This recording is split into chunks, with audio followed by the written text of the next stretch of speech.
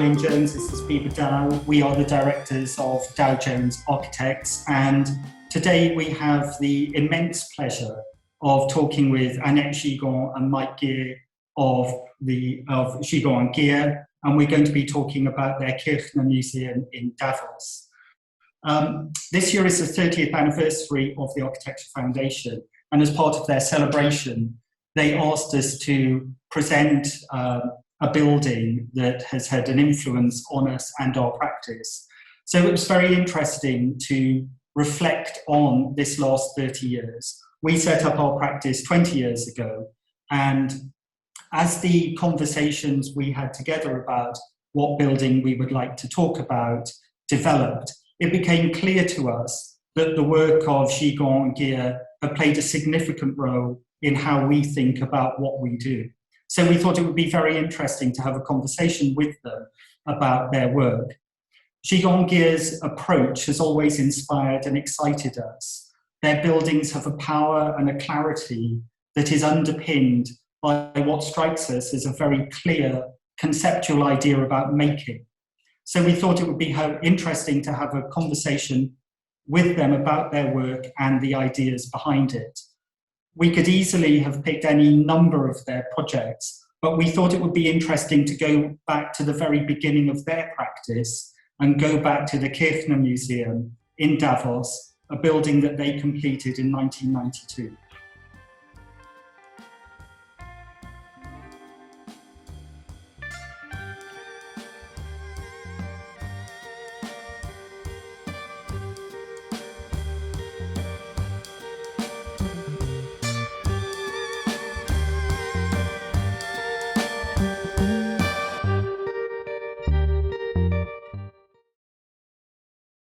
I wanted to ask about how it emerged, how it crystallized as an idea for you. We went to see it in 2007, and it always struck me as a sort of perfect building, that it has so much control in the way you've used materials, the way you've arranged the forms on the site, and to make the articulation of different spaces for the gallery. And there are so many very, very clear ideas which are so controlled. I find it astonishing that that was your first building that you realized together. We heard this lecture of Remy Taug in 1986, which was a kind of rappel à l'ordre for all the architects, what to do for how to build a museum, because before that it was a kind of a test of creativity to build a museum, and now it became quite a simple thing to put space for the exhibition of art, not to conquer it, not to compete it, not to over exaggerate. And then it was kind of just a way of showing how you do it already led to this kind of grammar, this kind of demonstratively showing how to build, what is done, what is used. And I think also learning how to build or using what you already learned, how we build, and showing this maniera, this way of doing it, led kind of automatically to this museum. And then there have also been ideas which we kind of wanted to use in the practice of our colleagues, and they didn't have ears for it, so it was finally the possibility to do it ourselves, like showing the installation, which was something which is... But we can say it's a kind of coincidence between these two conditions, that the personal one Annette described, of that we had worked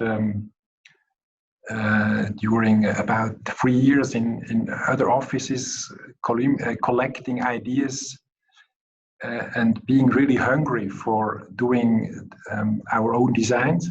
And on the other hand, having this discussion in the art scene, this kind of opposing of curators and artists against the postmodernism in the museum world, no? Which is maybe now reviewed in another way, slightly other way, but it was quite and not only from, let's say, Remy Zaug in Switzerland, but also from other artists from Italy or Middle Europe.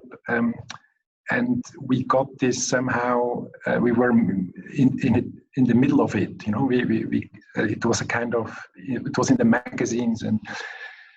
And so when we started to do the design for the competition, it was, although Kirchner was a kind of already established classic artist, a kind of the protagonist of the German expressionism, it was, and of course there was this mix, as Annette also already mentioned, between the skylight spaces of Kunsthalle or other museum spaces, like for instance the Bonatz Museum in Basel.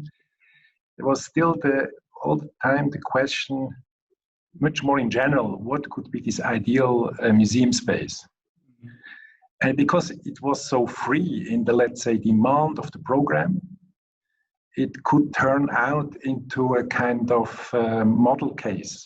You know, there was never a talk about, as it was, for instance, in the other projects, following projects, about the relation of circulation and exhibition space and so on. You know, we could really do a kind of ideal setting of showing art.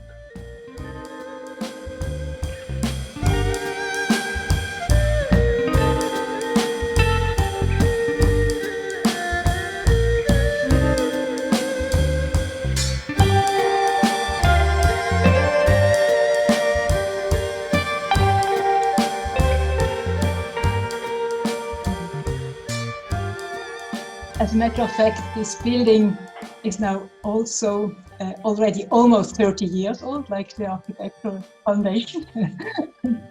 And then, as the name says, it is devoted to Ernst Ludwig Kirchner, this famous German expressionist painter, who worked and lived in Davos for the last 20 years of his life, from 1917 to 1938. I'd like to show now a picture of Ernst Ludwig Kirchner, depicting Davos in snow, and also one which shows modern architecture. He studied architecture. I think his parents urged him to do so before he became an artist. So he had sympathies for the modern style, and there were a few examples in the 30s already. Maybe this is also an interesting photograph which shows how Kirchner himself hang his paintings. It was an exhibition in 1933, sorry, where he exhibited in Bern, and he neglected these wooden panelings in order to have the paintings hang on a human height. And then, of course, we wondered how Kirchner would have built his own museum, but nevertheless, he came to the conclusion that we should not try to translate Kirchner's style into architecture. And we came also to the conclusion that exhibition space should not be a demonstration of architecture. They should not compete with the works of art. So the exhibition rooms of the Kirchner Museum are reduced to the basic elements, are rectangular, and are shoeboxes, if you want. And they have those basic elements like a floor of solid oak, have white painted walls, have a glass ceiling. And you could say they are reduced to the elements of the 19th century exhibition space. Or you could say it's a white cube. Maybe both is not just very exact, it's not fitting 200%. And a view to Davos. Davos is on an altitude of 1,500 meters, so in long periods in winter, the roofs are covered with snow. And interestingly, Davos has a building regulation demanding for flat roofs since the 30s, as modern architecture was introduced by Rudolf Gaborel very early in this former village, which became a kind of modern town in the mountains. For a solution for the lighting of the exhibition rooms, and we developed this specific section, this building section for the transmission of daylight. There have been light spaces built on top of the exhibition rooms. The light is transmitted only through these lateral windows, not through the roof. The roof is opaque.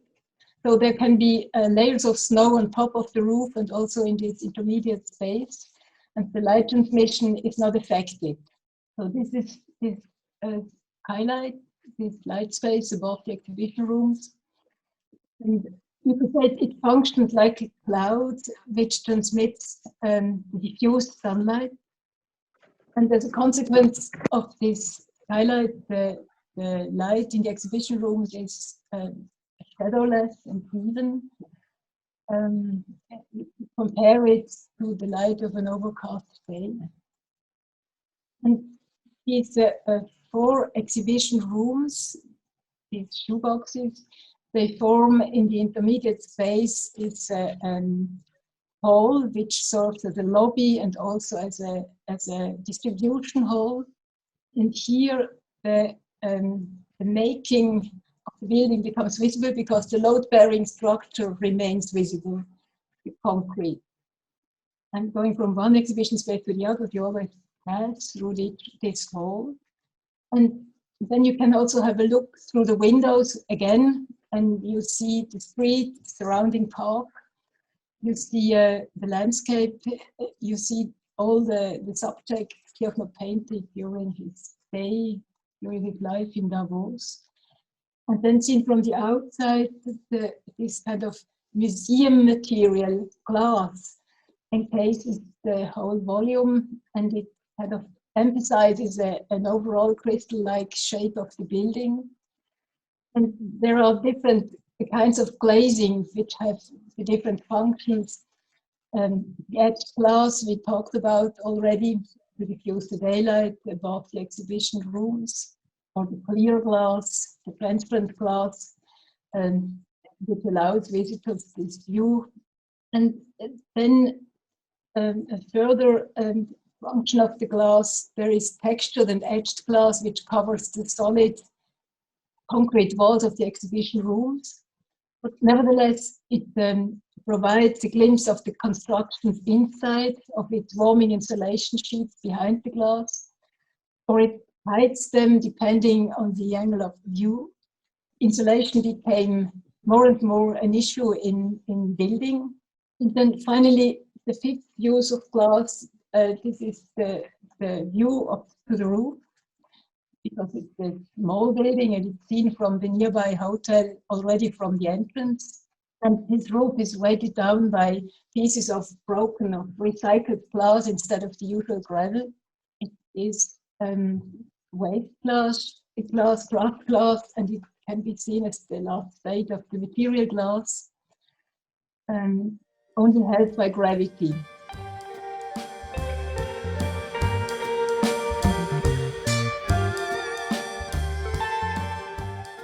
I came to see you lecture at the AA, I think in 1998 or 1999, I can't quite remember when. And what really struck me about that lecture was the way that you talked about a lot more than just architecture. And you seem to be talking about and working with a far broader series of issues and concerns. And that really struck me. But it also seems to me that at the heart of all of your projects, there's a very strong narrative or artistic or conceptual focus. So each of your projects, I mean, this is what we call the Silver Book, and it's like which you bought after that lecture. Which I bought after the lecture. But if you look at all of the work in there, there's a very, very clear sort of focus to the project that isn't necessarily about architecture. And what I was wondering is, given your, if you like, your pedigree of Herzog and de Meuron on one hand and OMA on the other hand, how did you, if you like, create this way of working? You can even identify a third sphere of influence, and that's the school, that's the ETH at this point. Huh? There are these 2 offices, that's now personal. biography of us, but we can say we are interested in an architecture which gets its intensity through a strong presence of form, of material, in some projects color, light, and as you said already in your question, it's not closely linked, let's say, to a reference or references, but is much more looking out for some links to the contemporary, to the present time. Mm-hmm. We could not really describe it precisely. We can do it with the projects, but not so much in general. And let's say the aim is that we really achieve something which is in a way new. Of course, it's all the time related to things, but as an experience or as an atmosphere, when we succeed, it's something new and people are attracted and they want to come back. Of course, it's also, among other architects, of course, to do that, the will that, let's say, the once chosen concept and vision is present on every level, on every scale level of the project, in the large urbanistic scale, but also in the small details. And also, another thing is that through each project in itself is for us, at least when we have the time, when we can spare out the time, really an own research of where it is, what is the interpretation of the place, what are the demands, what can be an innovative interpretation of the program, also in relationship to the let's say to the present times, and that ended up in a body of work which is quite diverse, which is for some people not really understandable looking from outside. But for us, it's a kind of important, let's say, way of doing our architecture, and just having all with, let's say, every interesting new task, a kind of new laboratory of research. Also about how it came to this kind of conceptual kind of scaffolding or structure which we are looking for in the project, and if we do not always find to the same degree. This is something which is in smaller projects more possible than in bigger ones, where there are much more stakeholders and much more boards which change their decisions, and then you cannot go from A to Z the way you want and have to find different stories or different U-turns to make. And I think this way to, or this need to have a kind of conceptual backbone, which is conceived every time anew.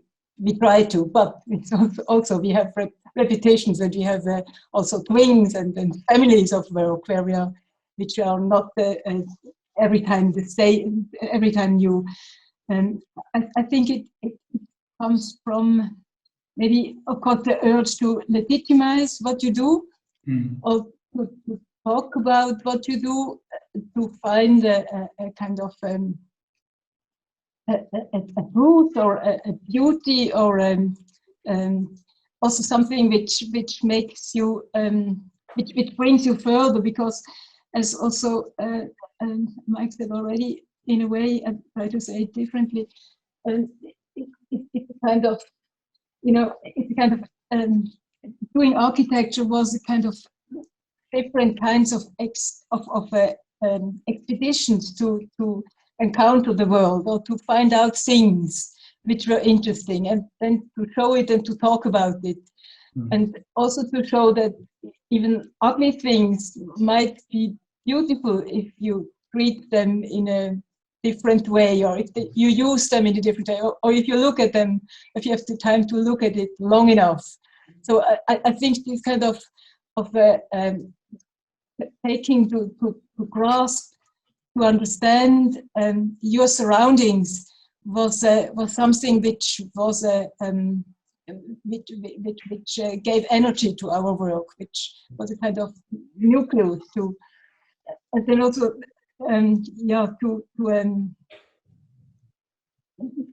often explaining it led to a kind of narrative.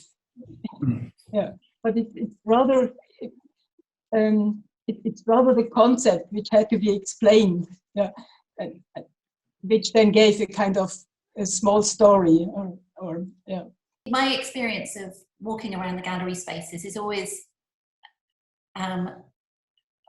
loving the transition in and out of those 4 rooms and back into that circulation space, so that you're always immersing yourself in the art, and then you're recalibrating at the threshold, and there's this territory of concrete that connects everything together and defines the different spaces of the rooms and represents the view of Davos that is in the painting. So that always feels like a very a sort of calibrated journey around the space. So, and I'd imagine that it would be a very interesting space to curate because of the opportunity to shift between different perspectives so easily. One of our questions was about the relationship between that plan, that very particular plan of the space, the gallery spaces held off a circulation route, and then how your later galleries, like the Liner Gallery, have very different sorts of exhibition spaces and lighting, and how your feelings or thoughts have changed about exhibition spaces. That's an interesting question, because it has also to do with not only with the site and the prominence of the site, but it has also to do with money, simply with money. and the Winterthur Museum, which was the next in 1995, completed, and one in 93. It was there the idea that it should only be a provisional building for 10 years. So we used industrial lighting schemes in order to be very efficient, and this also cost almost just a third of a bit more than a third of the Kirchner Museum. And it was the same also in the Appenzell Museum, although they are not called for a provisional building, but for long-term and long-standing and a kind of enduring building. There it was rather the idea, how could it stand there and consume as little money for the maintenance as possible, because it was again a privately gifted museum, and it had no subsidies from the community, as also Davos has not. And there it was the idea to, because it's this kind of rural situation there between the pittoresque little town and the beautiful landscape, and it's kind of industrial, or also one family house is a little bit of industry, a little bit of station in between situation, not the very pure sites there. It was something there which had to, not to cost a lot, had to provide a lot of walls to exhibit the works of father and son Liener, but also there with the idea to change exhibitions. And there it ended in this very simple grid, which has also a kind of small play because of the shifting dimensions of the rooms. And also the very economic way to bring in the light, but not to have to deal too much with the sunlight, because it's northern orientation. So it's quite a different approach there, and it led to something which is also quite a good one. It is. Yes, I wanted to ask about the approach to making form in the Kirchner Museum, because the plan of the building and the way it's experienced and the way the building's made is very exuberant, but the form of it's very, very quiet. And particularly when compared to the building in Appenzell that you were just talking about. So could you talk a bit about the approach to form and form making in the Kirchner? If you look at the photographs, for instance, the first picture we saw, it's, as you say, it's an assemblage of different cubes, different heights, and it's nothing else, I think, than getting the plan into the third dimension, and it's becoming a kind, like an abstract sculpture. Mm-hmm. And it has, of course, this kind of abstractness is not only present in the outside, let's say now from the form, from the volume, but of course also inside. It has, let's say, the ideal spaces we did there with, let's say, the equal light, equally lit atmosphere, no shadows, is somehow coherent with this composition, this cubic compositional approach the building has. And in contrary, I think the Winterthur and the Wiener Museum, with, let's say, the dominating silhouette of the sheds, north-orientated sheds, of course is more specific. Also in the inside, the light is much more specific. It has the section of the, let's say, of the spaces are clearly completely focused. How do I get the north light in the right openness of the windows into the space? And I think it frees these buildings in Winterthur and Appenzell of being able to choose a cladding, for instance, a material outside which is more linked, let's say, to the local situation. In Winterthur, with the glass panels, in the Wiener with the stainless steel elements. So it's a kind of, it is so ideal circulation and exhibition space side by side, merged in Winterthur and in Wiener. It's just one, let's say, one kind of putting one room beside the other, and having in the Wiener this kind of almost generic atmosphere and a kind of more specific atmosphere in the two other ones. So it is, and of course, looking now from 30 years, looking back and having this sustainability topic on a very high level, it is of course a very interesting look at this group of buildings, without, let's say, judging the one or the other. But of course, it's the very conceptual one is of course more ambitious in every direction than the other ones. The other ones are more pragmatic, but of course have their kind of charm also with that. The form of the setting, in other words, the form of the exhibition rooms in both buildings is completely but it's just given to the fact how the light is coming in. Like they are kind of Richter in order to lead the light in the right way. So and this is why it needs to be more expressive, because it has to fed the light in the right direction and then to reflect it. It forms a kind of light chimney, each of them. And maybe just a small remark, we tried with the Wiener Museum to make rooms which are even a little bit bigger than 50 square meters.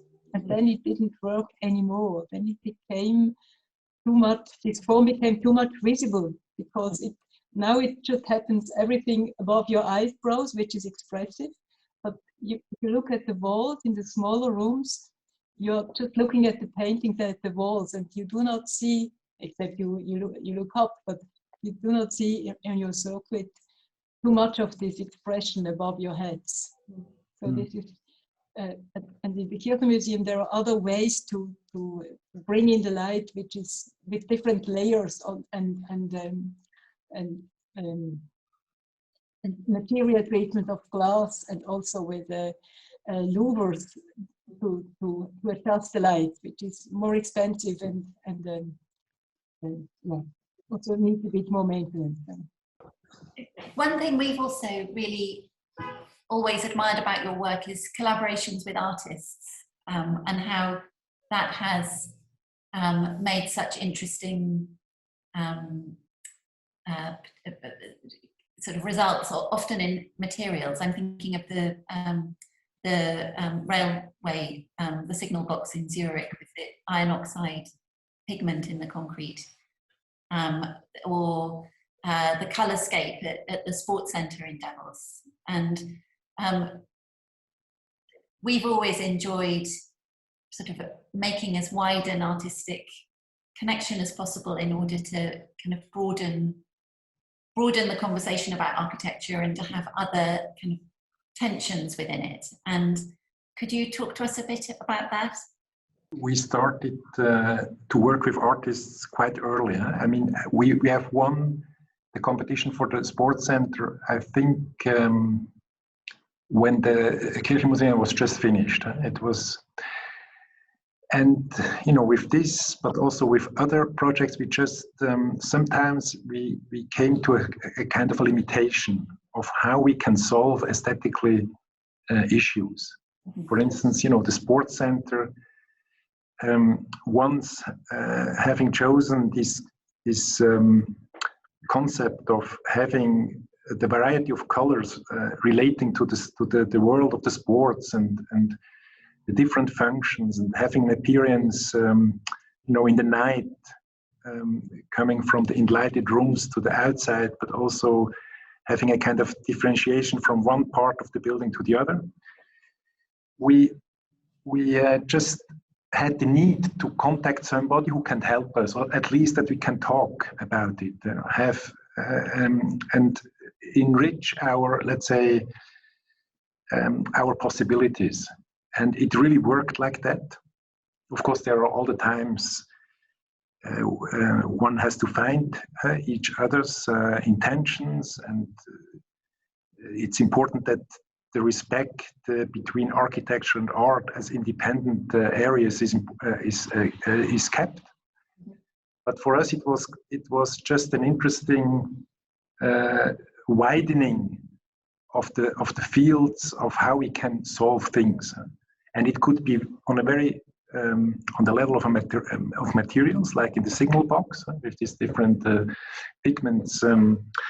Iron pigments in the concrete, but it could also be just on the very thin layer of color, matte, glossy, or whatever kind of colors. And it was really successful in the, let's say, in the projects within the 90s and the first 10 years of 2000 to 2010. But it was more and more difficult to implement this collaboration in the bigger projects, in the bigger commercial projects, because often, of course, the interiors were not yet defined, depending on coming tenants or of selling, you know, parts of the buildings. So it's in a way, we tried this, and sometimes we didn't succeed really. Sometimes it was not realized or half realized, and it was not anymore, let's say, the success we had experienced in earlier projects. And now an interesting factor is that, you know, some of the finished buildings from this time have now reached a certain age, and they need renovation because they have this, you know, it's not like a museum, they have much more pressure of use or educational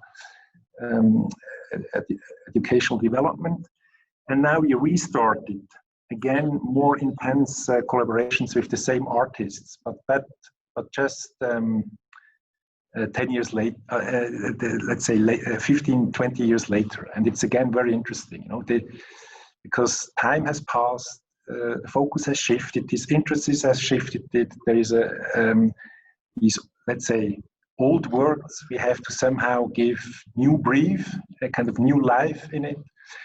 And I think we should somehow reinstall again these collaborations in a more intensive way.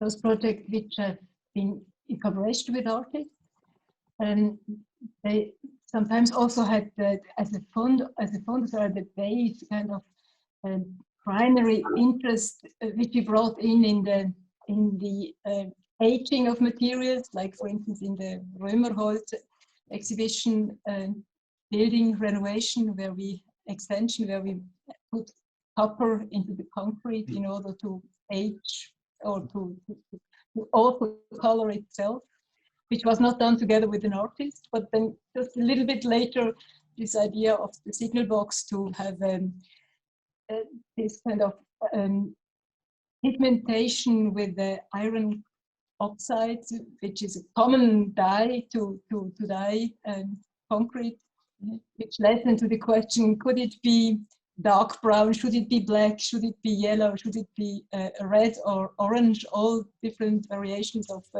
iron pigment you can get. Mm. Interestingly, together with Harald F. Müller, it was decided to make it dark brown. And finally, it turned out now, after years, that it became more and more orange. It also pigmented it itself, or repigmented it itself again. So it's a kind of, yeah, funny thing with the colors and with the but that's you know, that's the, let's say, if you work with materials in this way, like also going into the chemistry and the amalgamation of the materials, it can happen like this. And it's sometimes the surprises are really interesting and nice. Like, and sometimes it's a little bit, let's say, the patinization is a little bit not the way as we thought it should be. You know, for instance, with wood, you know, wood, for instance, untreated wood in combination with colors, with intense colored paints. One of the things that excites us about your work is the very powerful material presence that all of your work has. And a lot of the choices seem to be very bold and almost quite daring. The Davos Kirchner Museum, in particular, seeing through the glass facade to the fleece on the back of the insulation, at the time seemed such a daring and a bold move. Would you like to talk a bit about how you're making those decisions and where these ideas are coming from for your approach towards the materiality of your projects? To work with insulation sheets and not have just brick or not just have concrete was something which started in school. We had to learn that it's necessary to do that in order not to lose too much energy. And it somehow it was just a kind of logical element that sooner or later we became hungry to show it and not to disguise it anymore. And so this idea was not something which was coming later. We really already showed at the competition that we would like to do it like this. We built a little box and we put in this material which we thought it would be stable enough, this wooden concrete mixture, kind of grout element, which would also be heterogeneous enough that not every little stain would be visible through the etched glass. And we showed this to the jury committee when we presented this competition. And we did a bigger example how how to build a bigger model, a bigger mock-up. And then everybody was, courageous enough to do it. As I said at the beginning already, I think to show how you build and what are the ingredients for it is something which is interesting and which is you say it's bold, and in fact it's bold. You cannot do it all the time, and you cannot. And it was the risk that it should be cleaned after 20 years, 30 years. It's still not necessary, it seems. But it's also something which can not be done in every building. It has to do. There it was just ideal because the building itself talks about or is about showing. Is about looking at, is about perception, about truth, about disguise, about, so it's this museum material glass which allows to have a look into the construction. Mm-hmm. The warming sheets, a presence in Davos. As it becomes more and more an issue, how we build and how we insulate, this is still quite fresh, although we had to insulate much more today. Yeah. One can say that there are, and we still have this, two lines. We have two lines of these, of the making of let's say, the elevations and the facades. The one is the mentioned layering in different materials and in different transparencies, and the other one is just a very solid wall, in concrete or in stone or in brick.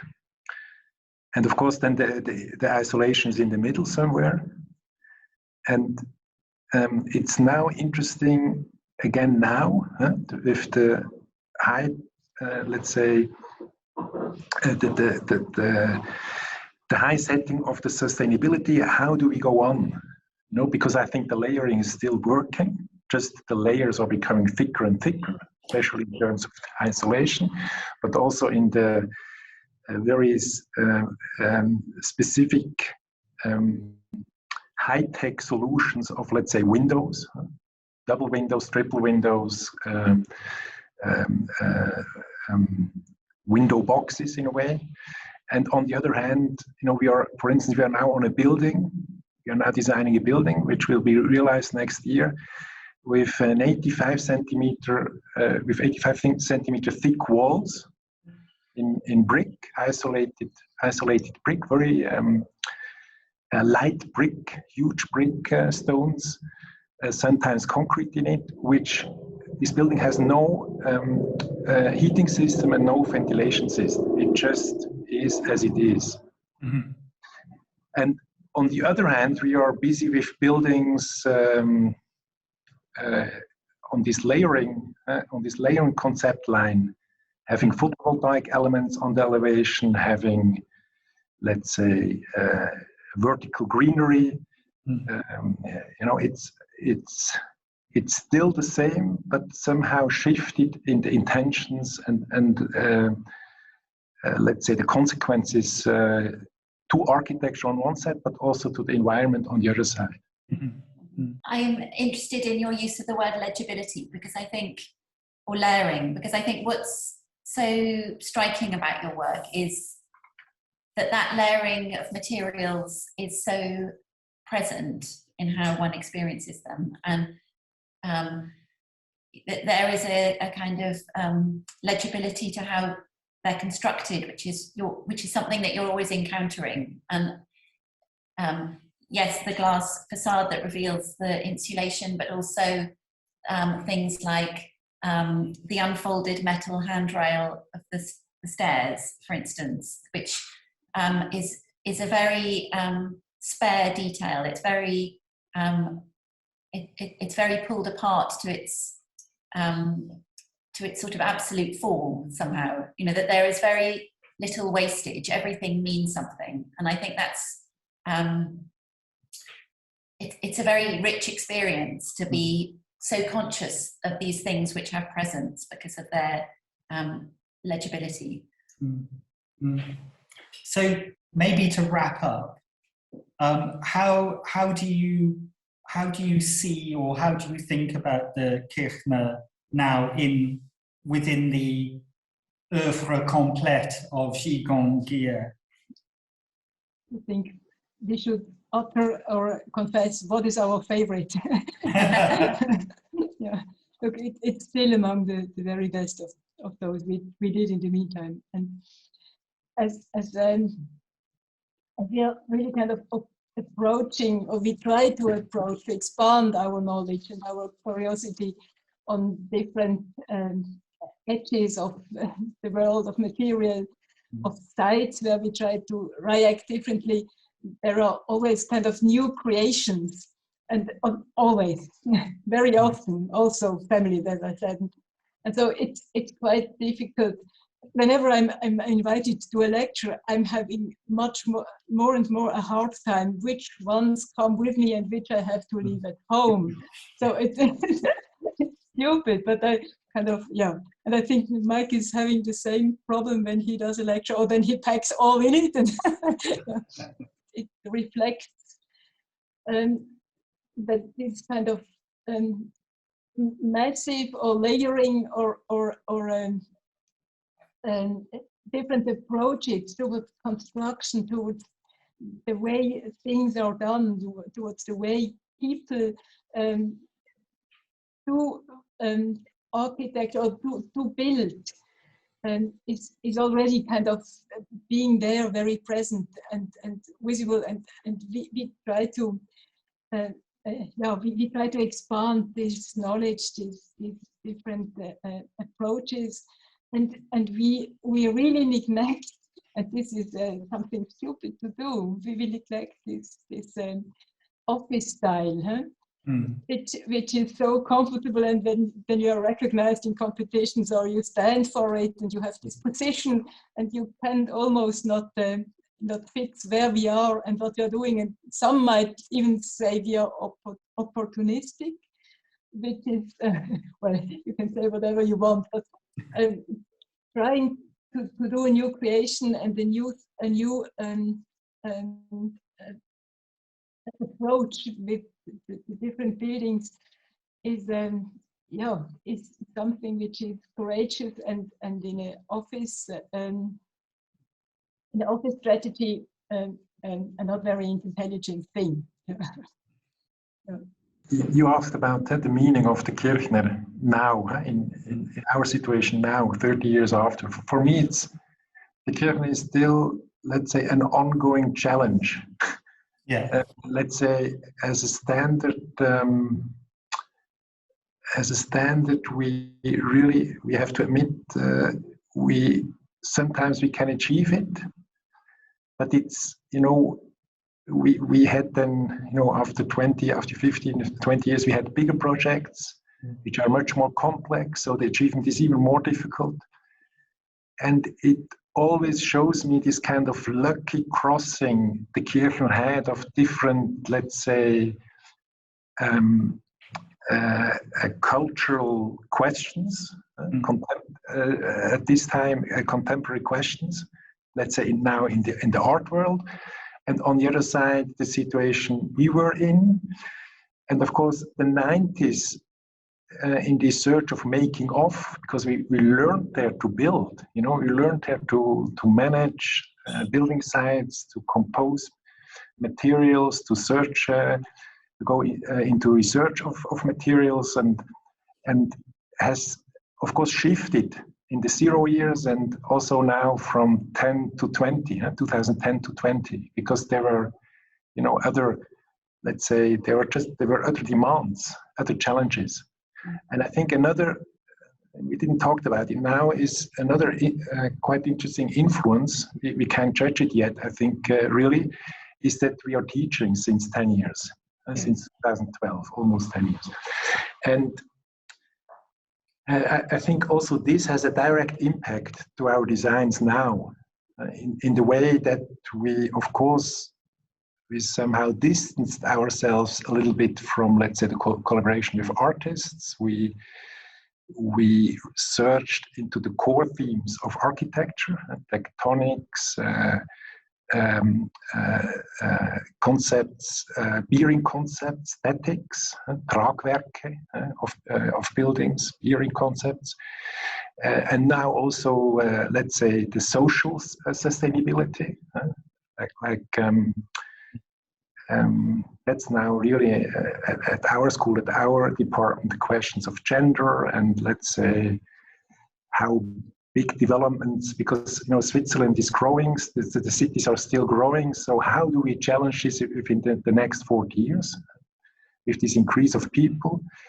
On the other hand, we have this CO2 question. There are challenges which are, let's say, as intense as they were 89, but somehow we have to find again these kind of lucky crossings, crossing of the different conditions to achieve, let's say, the standard of the Kirchner Museum.